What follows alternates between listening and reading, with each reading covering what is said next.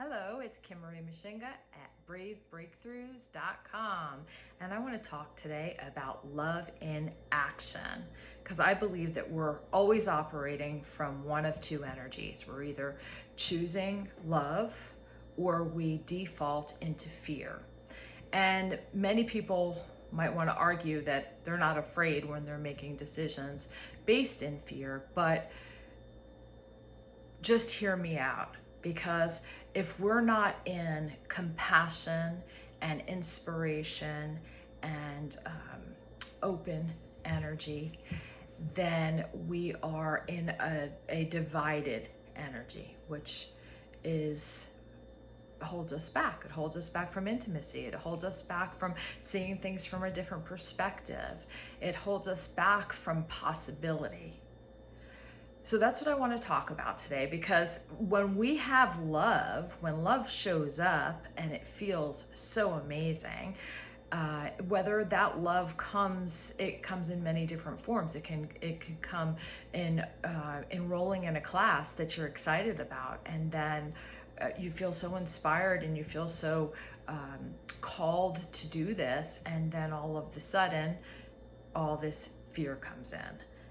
Did I make the right decision? Is this really good for me? And then we get all these doubts. And so love and fear can show up in many ways. So for instance, in a relationship, when we feel rejected, or if we feel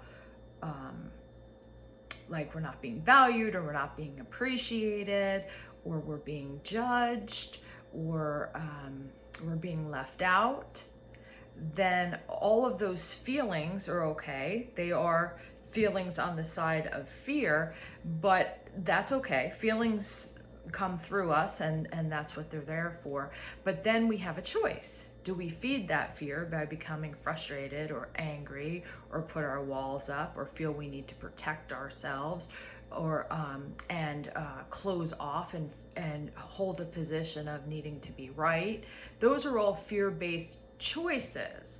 So there are feelings, and that's one thing, but then what are you going to do with those feelings? So that's where love is a feeling, but it's also an action. How can we get back and find ourselves? Because the goal is about being our best self no matter what shows up. So if we are being challenged and we feel rejected or we feel judged, typically what we end up defaulting to do is to judge back, or to reject back and pull and abandon, pull away, abandon the situation. Well, I'm not going to give you any of my energy or time because I feel like I've been shut out.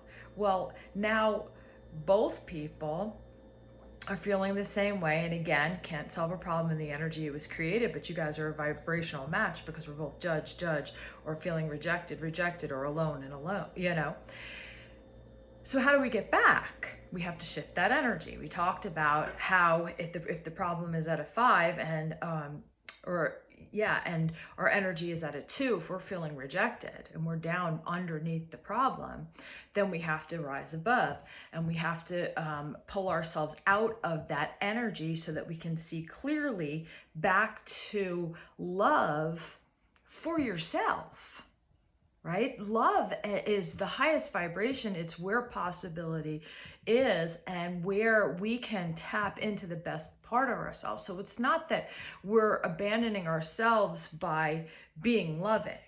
Love is always going to give us the best solution, even if love means walking away. We're going to see it more clearly from a place of openness and expansion, because fear restricts our vision. So the way to do that is get compassionate, to look at it and say, okay, well, what might that other person need right now? Or what might they be feeling? What do I need right now? At the end of the day, what do I need? Do I need to judge this person? Do I need to be right? Or do I just really want to feel accepted and valued and appreciated? And what might they be feeling? Or just being inquisitive. How did that make you feel? or how did that show up for you? Just wanting to understand it from a different position, other than building a case, which will keep you stuck. And anytime we're doing any of those choices where we choose to be frustrated or want to be right or want to build a case and build this thing, this story, that's great. But the only thing that's really going to do is build that wall and make us feel alone.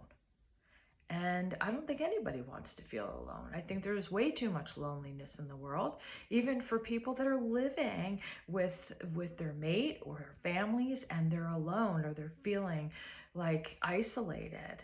Well, we do that to ourselves, and it looks like the world is doing it to us. But if we have a wall up, no one can get in.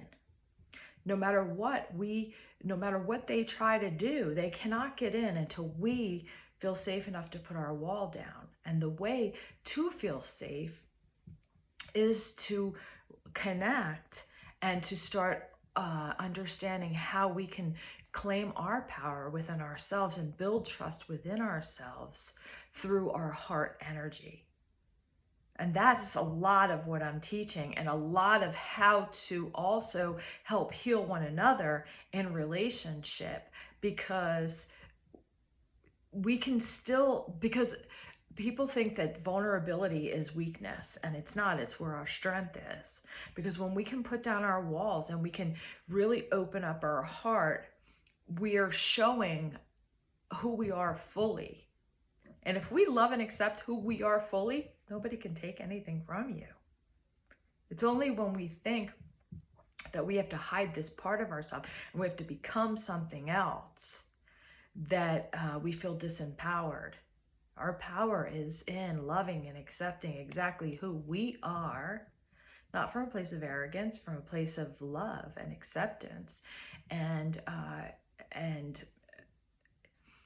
that's why I started years ago, when I started on this spiritual journey, to share things that weren't so glamorous and beautiful about myself, choices that I made that I wouldn't make again, that could be embarrassing, that could incriminate me or make me look less desirable. But those are choices that I made that got me where I am now. And they allowed me to learn. And by me loving and accepting those parts of myself, I show up as a whole person. I show up as compassion. I show up as vulnerable. I show up as empowered. And if I love and embrace those parts of myself and you reject them, what does that do? It does nothing. You can't take my confidence from me. You can't take my self-love from me. Those are the things that we think when we try to put a lid on, some of the things we want to hide, that part of us that if anybody saw, they wouldn't love. It's loving those parts so that we can show up as whole, and we can show up as a perfect partner to someone who feels the same way we do, who feels like, well, if they knew that one thing, they would never want to be with me. When we show all sides of ourselves, it invites our partner and everyone around us to show those perfectly imperfect parts of themselves. And those parts are beautiful. Those parts are the pieces that allow us, our humanness, to come through. And it's just a beautiful thing. It really is. So the choice is love and fear, right? We can always get back into love as an action by being inquisitive, by being in gratitude, by being in compassion, by wanting to understand, by wanting to see things from a different perspective, by wanting to be proven wrong. Because if 99.9% of all discord is miscommunication, then we're just understanding it from the other perspective. I love the idea of being proven wrong, because everything that I've ever wanted to be right about is that you've rejected me because I'm not lovable, or you've abandoned me because of, I mean, these are really the stories that we tell ourselves. So do we really want to be right about that? Like, even if somebody did an action that was hurtful and made us feel a certain way, I don't think the goal was to make that you feel that us feel that way. But even if that was the goal, the interpretation that we take from it is that we're not lovable, we're not valuable, we're not important. And that is not ever the case, no matter someone's intention or not. Someone wanting that for us or thinking that about us doesn't make that true, that we're not lovable, we're not valuable, we're not important, we're not enough. And those are the things we tell ourselves, and those are the things we try to be right about. Who wants to be right about that? I don't. And I get to be love in action so that I can come back and show up as my whole self, so that when I'm in relationships, I'm showing up. I don't need that relationship. I can share myself in that relationship. And that is just, there's so much more freedom and respect and value when we do that. So that's the kind of work that will bring us the balanced and amazing, extraordinary relationships that are not painful, that are all growing experiences, that are all beautiful, even when we're being challenged, which we will be. If we have great love, we're going to have great challenges, but we can stride through them and make them games. We can make them playful. We don't have to orchestrate and calculate our next moves. We can be present in love being in action. And that's what I want to show you, because that is what has shifted everything for me. So if you're interested in knowing more, please subscribe to my channel down below, and you can reach me at bravebreakthroughs.com, and I would love to set up a free clarity call with you and see if we are aligned to do some work together. Have an amazing day. Bye-bye.